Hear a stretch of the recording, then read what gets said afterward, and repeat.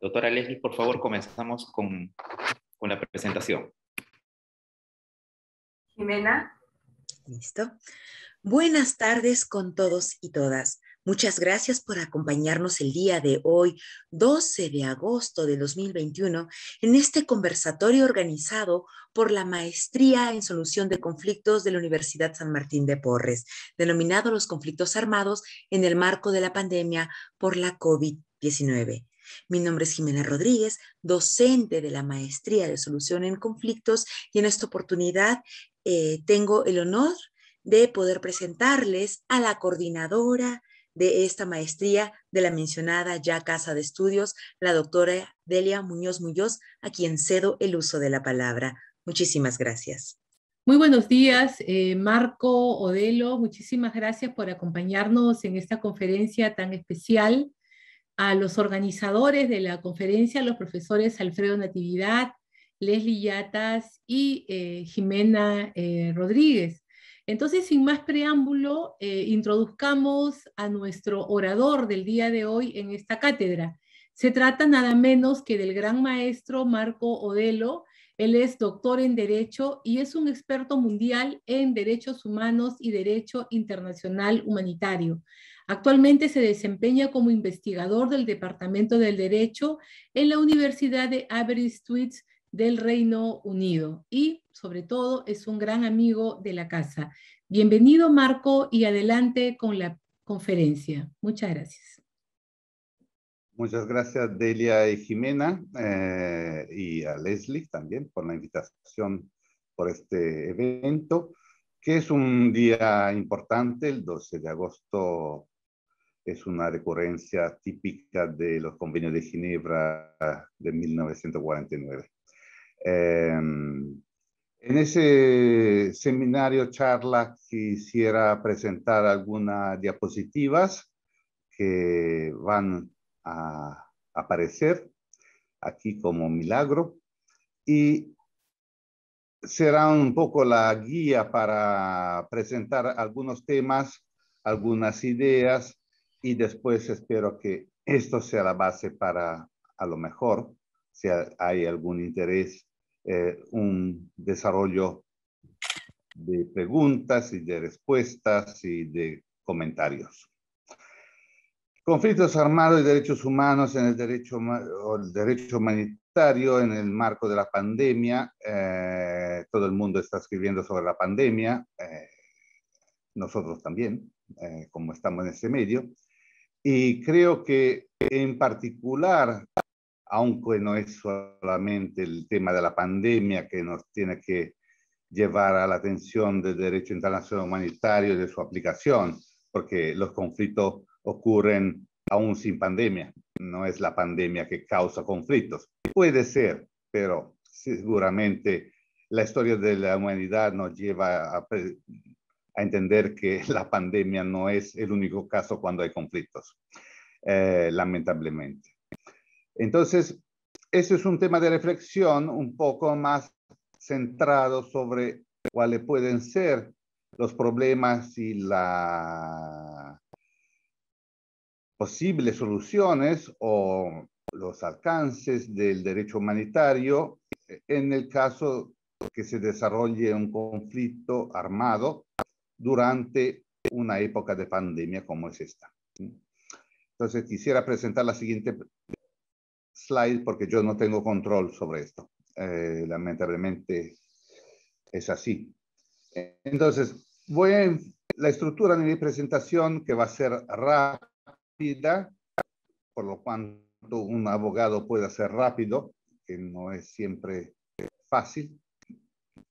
Voy a presentar un poco sobre la evolución del concepto de derechos humanitarios, del derecho humanitario internacional, que está relacionado con lo que llamamos leyes de guerra.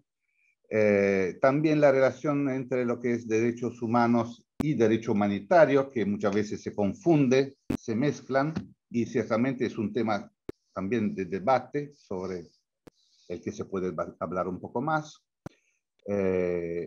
Esta relación también se relaciona con los desarrollos de Naciones Unidas y en el desarrollo del derecho humanitario humanitario en el contexto de resoluciones del Consejo de Seguridad de Naciones Unidas, también del CICR, los protocolos del 1977 a los 4 convenios de Ginebra, el CICR, Naciones Unidas, pero también otras organizaciones internacionales que también van interviniendo en el tema de asuntos humanitarios, y también lo que se puede entender o cómo se puede entender el concepto de derecho humanitario o derecho internacional humanitario y su acepción contemporánea, y algunos elementos de derecho internacional humanitario en las emergencias y la pandemia actual. La evolución del concepto de derecho internacional humanitario se relaciona con la historia del derecho internacional, sobre todo, y la historia de la humanidad. No vamos aquí a entrar desde Aristóteles o desde Moses, pero el tema es que se ha visto de distinta forma esta evolución.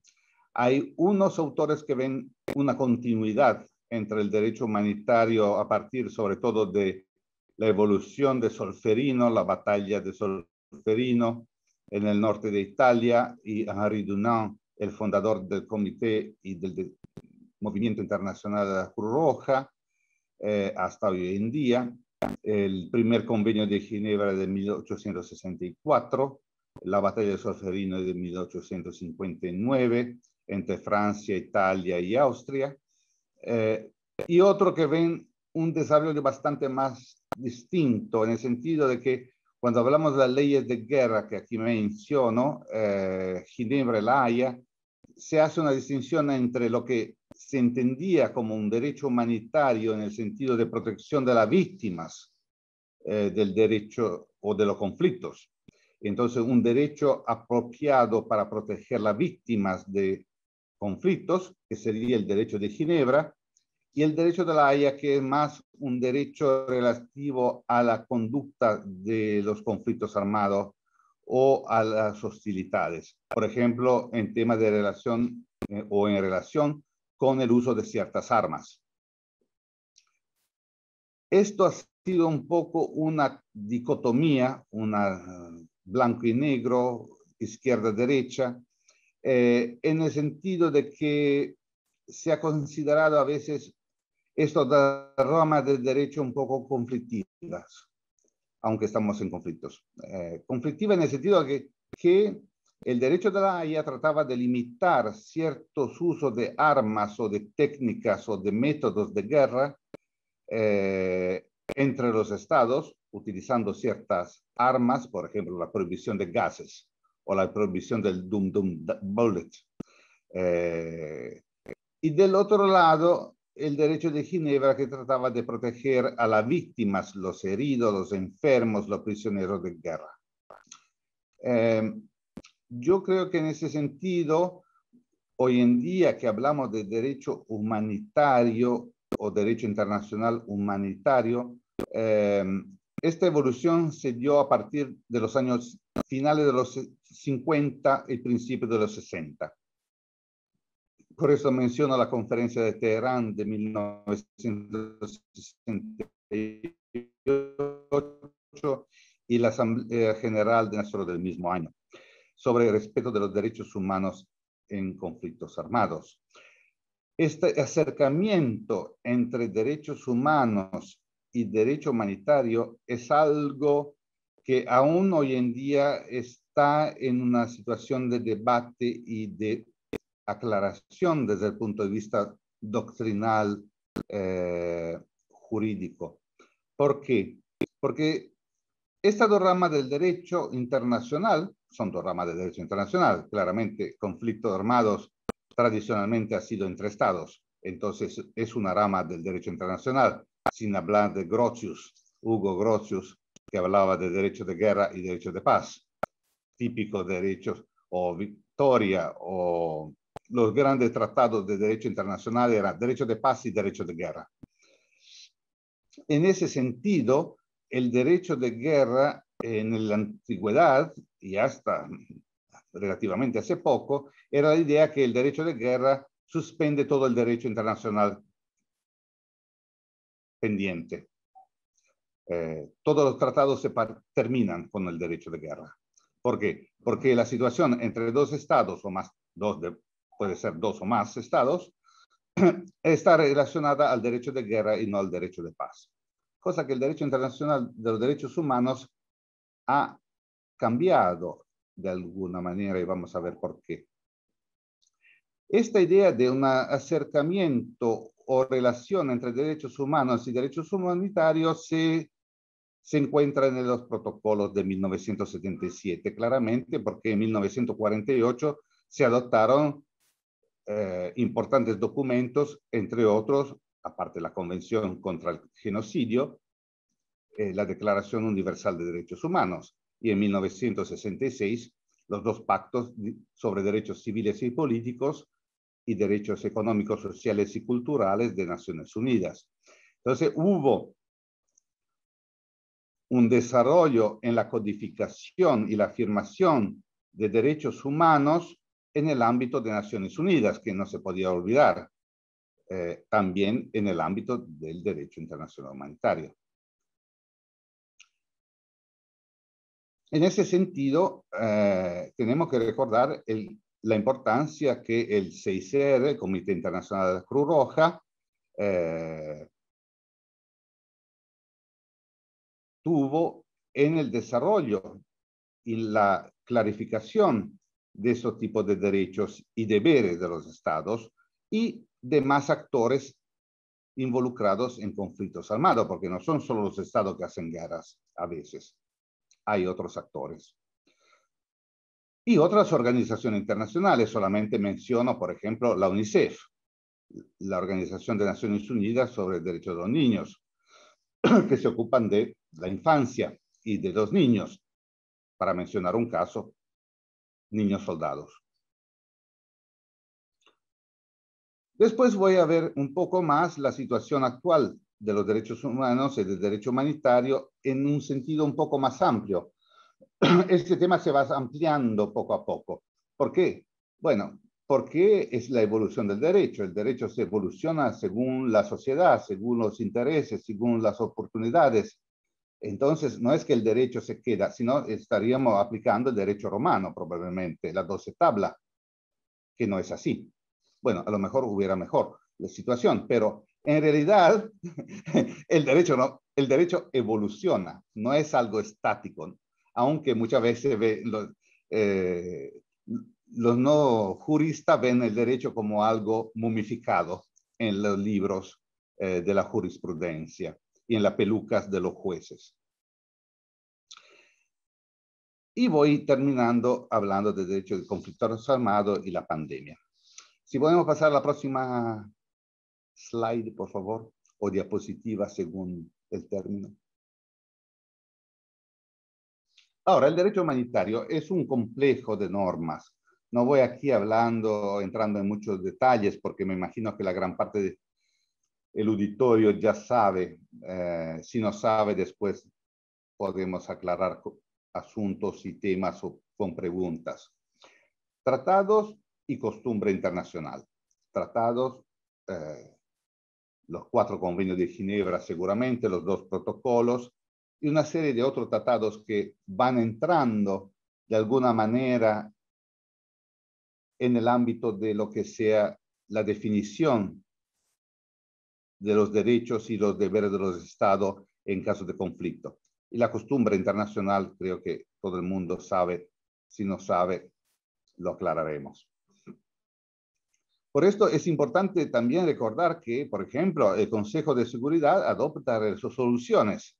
Muchas veces nadie le importa de las resoluciones del Consejo de Seguridad, pero son resoluciones de una institución importante a nivel internacional y que sientan la base de lo que puede ser un soft law, o si no, puede ser el desarrollo de un futuro trabajo de codificación por parte, por ejemplo, de la Comisión de Derecho Internacional.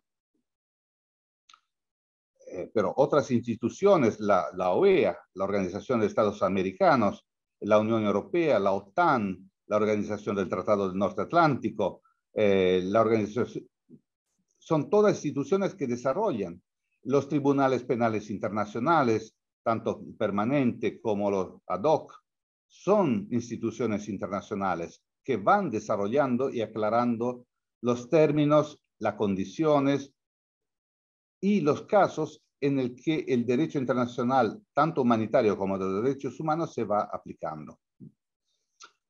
¿Por qué son importantes? Porque, claro, el derecho es bastante abstracto, sobre todo el derecho internacional, que es mucho más abstracto que la teoría filosóficas.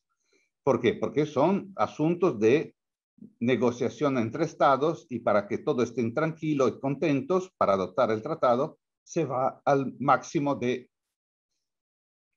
incertidumbre. La certidumbre viene cuando se aplica en un caso concreto. Entonces, por ejemplo, la Corte de Derechos Humanos, como la Corte Interamericana de Derechos Humanos, la Corte Penal Internacional, van aplicando estas normas muy abstractas, muy generales. Muchos dicen que el derecho es una norma general y abstracta. En el derecho internacional es mucho más abstracta que el derecho nacional. Por ejemplo, el derecho penal internacional. El derecho penal internacional es muy abstracto en comparación con el derecho penal nacional. Pero después, los casos concretos lo van a enmarcar y aclarar en qué caso y la definición de los casos y de las condiciones en que se aplica. Entonces, por eso, las instituciones internacionales son importantes para dar las pautas, las condiciones, los marcos, las reglas más definidas de qué se entiende, por ejemplo, por tortura. Porque si uno lee la definición de la Convención contra la Tortura, es un poco vaga, un poco genérico. Los casos concretos, que normalmente lo solucionan la jurisprudencia internacional, la nacional muchas veces no quiere entrar en esos temas, por distintas razones que a lo mejor vamos a ver. Las jurisdicciones internacionales nos aclaran qué es la tortura, o los tratos inhumanos o crueles o degradantes. Perdón. Entonces, los convenios de derecho internacional de los conflictos armados van más allá de jus in bello, o sea, del derecho en sentido estricto del derecho de la guerra. ¿Por qué? Porque, por ejemplo, un conflicto armado crea desplazados, crea refugiados. Esto, el derecho internacional humanitario, los convenios de Ginebra, no habla mucho de estos temas. ¿Quién habla de esto? El convenio de 1951 sobre refugiados. Entonces, muchas veces las consecuencias o los elementos que acercan o rodean un conflicto están reglamentados por otros tratados. Tampoco el tema de los niños lo trata mucho el tema de los convenios de Ginebra, pero el convenio de 1989 de Naciones Unidas sobre el derecho de los niños habla de los derechos de los niños. Entonces, no podemos estar encerrados en una caja, en una lata. Tenemos que ver el derecho humanitario en relación con otros tratados. Y aquí menciono unos ejemplos, por ejemplo, prohibición de tortura,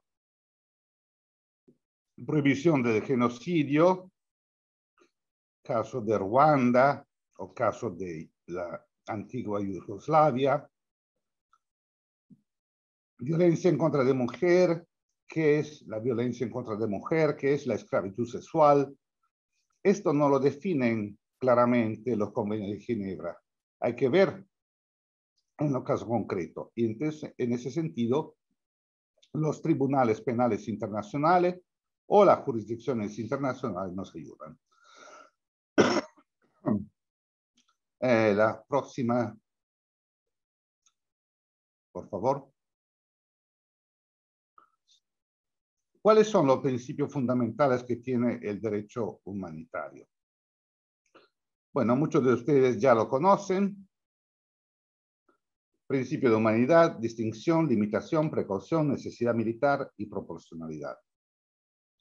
No voy a entrar en mucho detalle, pero por esto el tema es qué es el derecho humanitario, cómo se desarrolla y por qué hablamos de derecho humanitario, porque estamos hablando de el derecho de la humanidad en el sentido de protección de elementos fundamentales del ser humano.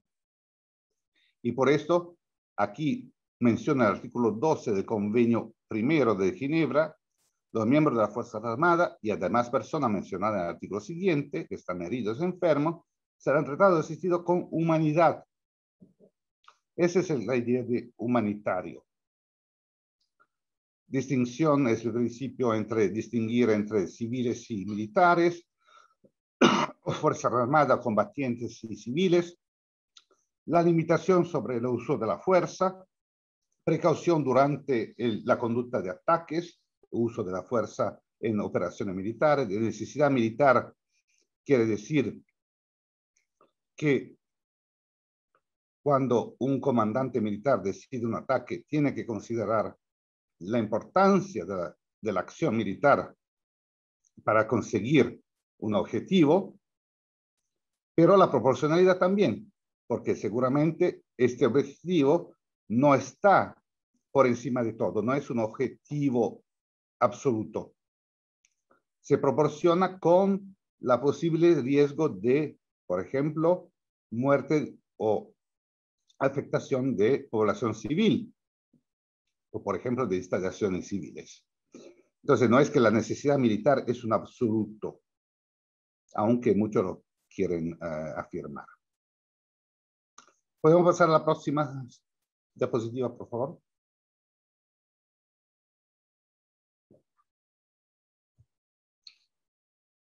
Aquí, lo siento que esté tan concentrado, no me gusta hacer este tipo de diapositiva, pero no hay de otra. En el artículo 3 común de los 4 convenios de Ginebra, que habla justamente y que se ha utilizado como base de relación entre derechos humanos y derecho humanitario. Aquí habla de cada una de las partes en conflicto, que puede ser partes estatales o no estatales. Y da una base, muchos dicen, es un concentrado de la Declaración de 1948, un concentrado de derechos humanos en el contexto humanitario. Entonces, una base de protección de derechos fundamentales de los individuos, tanto combatientes como no combatientes, militares o civiles, que estén víctimas, que sean víctimas de un conflicto armado. Aquí se habla de índole internacional, que no sea de índole internacional. Entonces, cualquier conflicto, tanto internacional como no internacional, porque si se aplica en el conflicto no internacional, con mayor consideración se aplica al internacional. El tema es que el internacional está mucho más reglamentado que el no internacional. Entonces, este artículo 3 trata de poner unos límites también a lo que son los conflictos no internacionales. Y aquí no entro mucho en el detalle, lo podemos aclarar un poco después. Pero, por ejemplo, prohibición de toma de rehenes, prohibición de atentados contra la vida, prohibición de la tortura, prohibición de ejecución sin previo juicio ante un tribunal legítimo, porque también se puede hacer un tribunal bajo el régimen del terror de Robespierre, pero este no es un tribunal legítimo. Los tribunales tienen que ser legítimos y hay mucho que hacer en ese sentido. Heridos y enfermos recogidos y asistidos. O sea, esto es porque también la idea de derecho humanitario como concepto se ha desarrollado en el ámbito internacional a partir de los años 60, esencialmente. Y no es un derecho de la guerra solamente, reglamentar la conducta de la guerra. La próxima diapositiva, por favor. Hay, en ese sentido, unos puntos en común, bastantes puntos en común, entre derecho internacional humanitario y lo que se llama derecho internacional de los derechos humanos, DIDH, para hacer diapositivas un poco más inteligibles. ¿Cuál es el principio? La idea es proteger y respetar la vida, el bienestar y la dignidad humana de la persona. En el derecho humano, la persona en condición de paz, en principio, más o menos pacífica, en el derecho humanitario, durante un conflicto armado. Aquí menciono dos casos. Un caso Furunja, de la ex Yugoslavia, de la antigua Yugoslavia. El Tribunal Penal menciona que el principio general de respeto de la dignidad humana era la base fundamental de la norma de derechos humanos y de derecho internacional humanitario. Es un caso famoso del Tribunal Penal para la antigua Yugoslavia. Y la Comisión Interamericana, en el caso Abella, en contra de Argentina, algunos de ustedes a lo mejor lo conocen, del 97, que se puede derivar una superposición de las normas de la Convención Americana sobre Derechos Humanos y el Convenio de Ginebra, y que las disposiciones del artículo 3 común de Ginebra son de hecho normas puras de derechos humanos. Y el artículo 3 requiere que el Estado haga, en gran medida, ya que esté obligado a hacer legalmente en el marco de la Convención Americana. O sea, una superposición, una relación, una interconexión entre derechos humanos y derechos humanitarios. Y entonces me parece importante esto como un posible tema de reflexión para el debate. La siguiente pregunta, por favor, o slide. Aquí menciono unos de los principales derechos, no hablo de todo, o prohibiciones, o derechos, o protecciones. Limitar matanzas de población civil con el principio de distinción entre lo que es un objetivo militar y un objetivo civil. Prohibición de la violencia sexual, que también, si vamos a ver, los convenios de Ginebra no son muy detallistas en esto. No nos dan qué quiere decir violencia sexual, porque no son tratados de derecho penal o de procesal penal. Pero claro, la jurisprudencia de los tribunales penales internacionales nos ayuda en entender esto.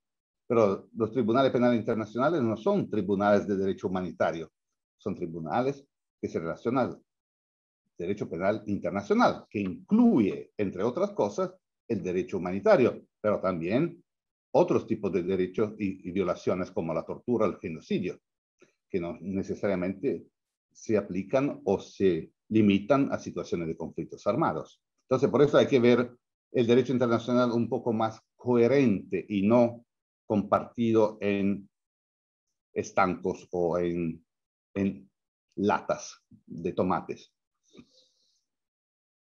Prohibición del ataque contra la población, la prohibición de utilizar escudos humanos, cosa que se dio mucho en Irak, por ejemplo, pero esto lo vamos a ver en otros casos también.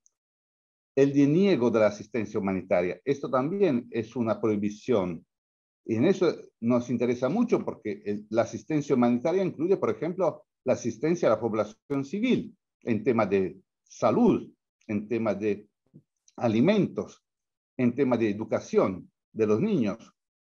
Si una de las partes no permite esta asistencia humanitaria, va a infringir una obligación internacional como esta. Entonces, esto nos va a interesar, por ejemplo, en el caso de la pandemia. ¿Quién va a otorgar la vacuna si una de las partes no permite el acceso humanitario? La próxima slide, por favor. Y en ese sentido, hablamos del derecho a la salud, que va claramente a partir de dos conceptos que se desarrollaron en la Declaración Universal de Derechos Humanos, el artículo 25, y el Pacto de Derechos Civiles y Económicos, Sociales y Culturales de Naciones Unidas de 1966, el artículo 12. Esto son la base internacional, universal, general de lo que se entiende por un derecho a la salud. Pero es interesante saber que este tipo de obligaciones de los estados se aplican siempre. No es que porque hay un conflicto este derecho no se aplica, sino volvemos al tiempo de Grotius, o al templo de Victoria, o al templo de Cícero, o de César, que durante la guerra no hay derecho. Inter armas silent leges, como decían los antiguos romanos. Durante la guerra, las leyes están silentes, tacen. No es así. Entonces, el Consejo Económico y Social de Naciones Unidas, el derecho a la salud incluye obligaciones inmediatas para los estados.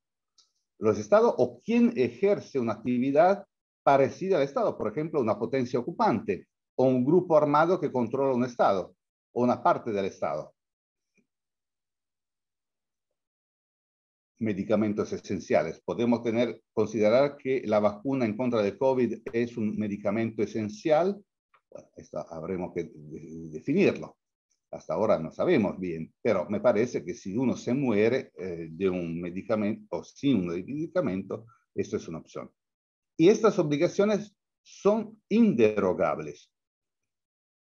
No se derogan los derechos económicos, sociales y culturales. Se pueden derogar los derechos políticos y civiles. Si van a ver, hay condiciones bajo la gran parte de los convenios, incluido el europeo, el americano y el africano, que durante una época de conflicto o de situación de emergencia se pueden suspender ciertos derechos. Estos derechos no se suspenden. Entonces, ¿quién tiene la obligación de aplicarlos? Y si no lo aplican, están infringiendo una obligación internacional. Ese es un tema también. La próxima slide, por favor.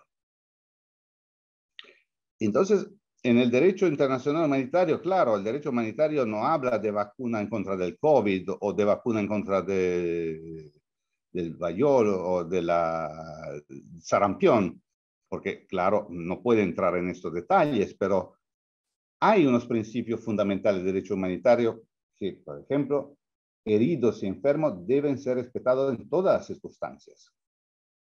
Y estamos hablando de heridos y enfermos que no son solamente los militares o los soldados, porque la acción militar no va solamente en contra de heridos con uniformes.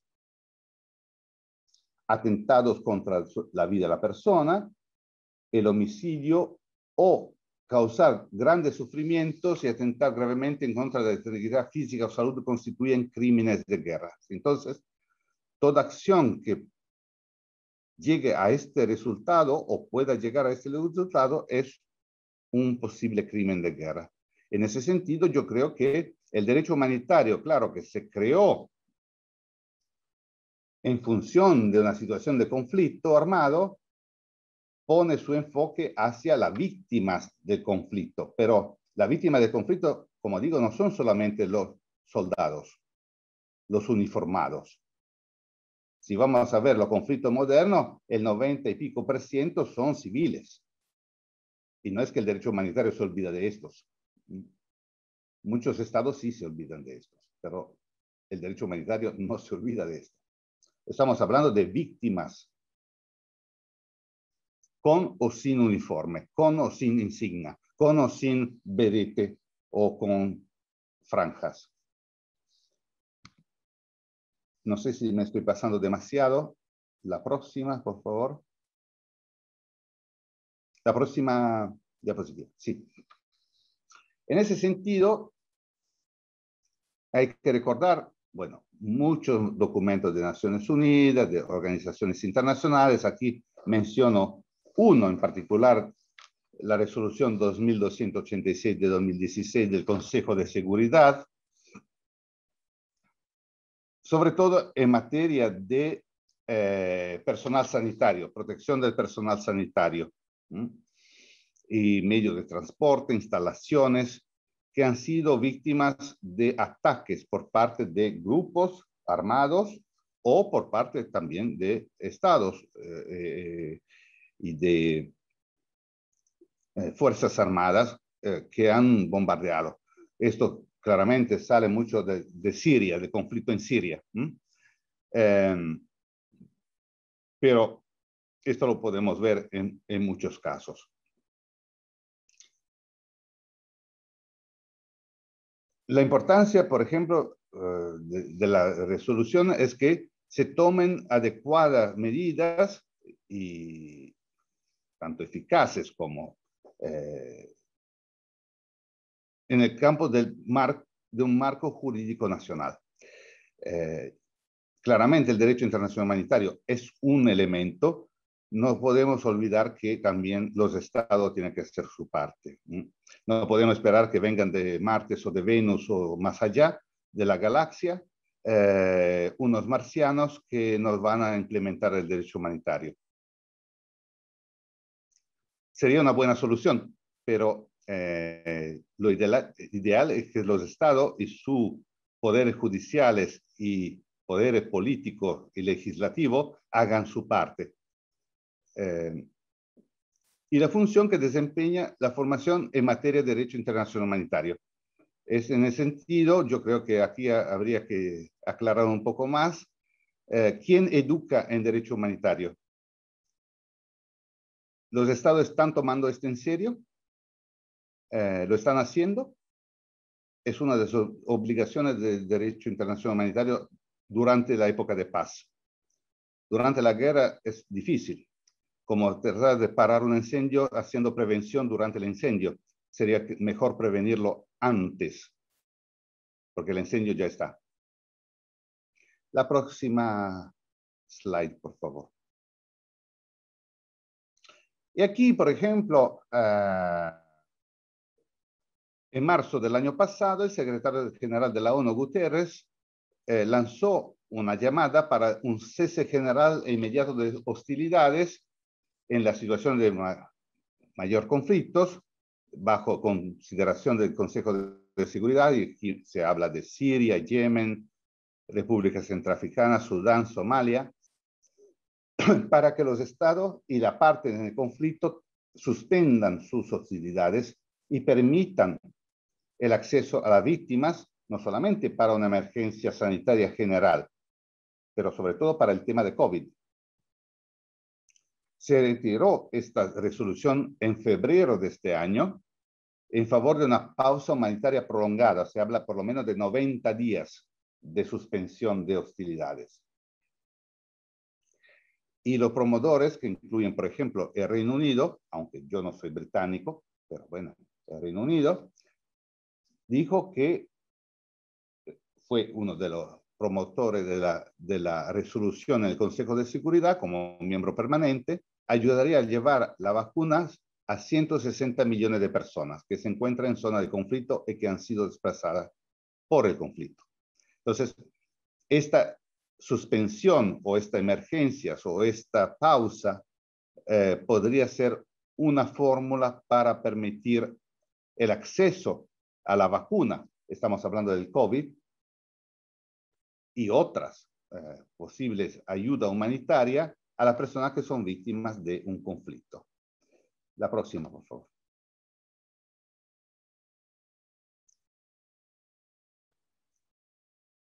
La próxima. ¿Por qué hablamos de COVID? Porque, bueno, todo el mundo sabemos cuál es el problema. El anterior, por favor. Por esto no me gusta estar fuera de control, porque si no vamos... Ahí está. Gracias.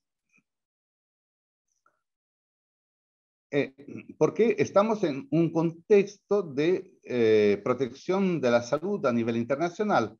sabemos los objetivos de desarrollo sostenible de Naciones Unidas, la cobertura sanitaria universal. Claro, el COVID no ayuda en esto, nos impide mucho de estos objetivos. Y si vemos cuánto es la población mundial, no cuenta con servicios básicos. Y sobre todo, el tema de la pobreza limita el acceso. Y claramente, si estamos en un problema de pobreza y de conflicto, esto aún más va a afectar a la población civil y al objetivo de desarrollo sostenible. El último informe del CICR de marzo del 21 de este año, la pandemia de coronavirus en situación de conflictos como Colombia, empeoró la situación de la población civil.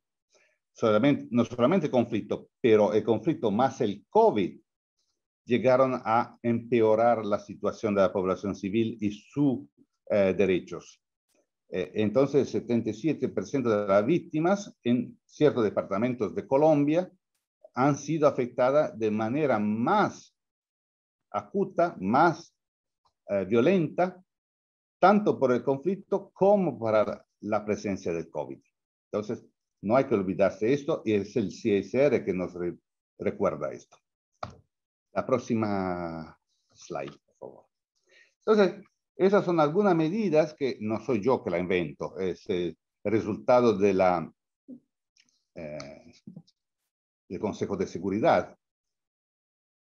¿Qué pueden hacer los estados cuando se trata de implementar el respeto del derecho humanitario, en particular en tema, por ejemplo, de asistencia sanitaria?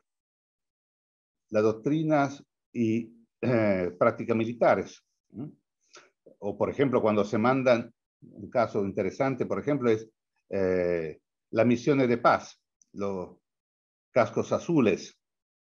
Estos pueden ayudar, por ejemplo, en determinados contextos, el desarrollo de vacunas por parte de la OMS, la Organización Mundial de la Salud. Ejemplo. Revisar y enmendar la legislación nacional, que no es solamente en caso de COVID, pero en caso de respeto de derechos fundamentales de la persona en un conflicto armado, tanto internacional como no internacional. Mejorar el sistema de salud.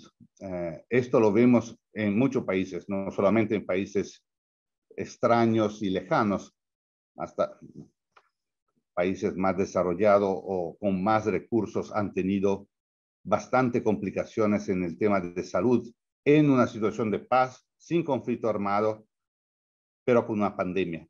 Vimos los miles, cientos de miles de muertos en base a esto. ¿Por qué? Porque muchos estados prefieren o han preferido en el pasado soportar un sistema privado de salud y no hay un sistema público de salud. Esto tiene consecuencias o ha tenido consecuencias. La asistencia sanitaria, campañas, información, recopilar información sobre la asistencia de salud, por ejemplo, tener medidas actualizadas estadísticas y mantener o fomentar la cooperación internacional. Por ejemplo, se está hablando del tema de vacunas, el tema de la posibilidad de utilizar vacunas o producir vacunas en distintos países, que no sean los mismos siempre que producen Estados Unidos, Reino Unido, Francia, Rusia, etc.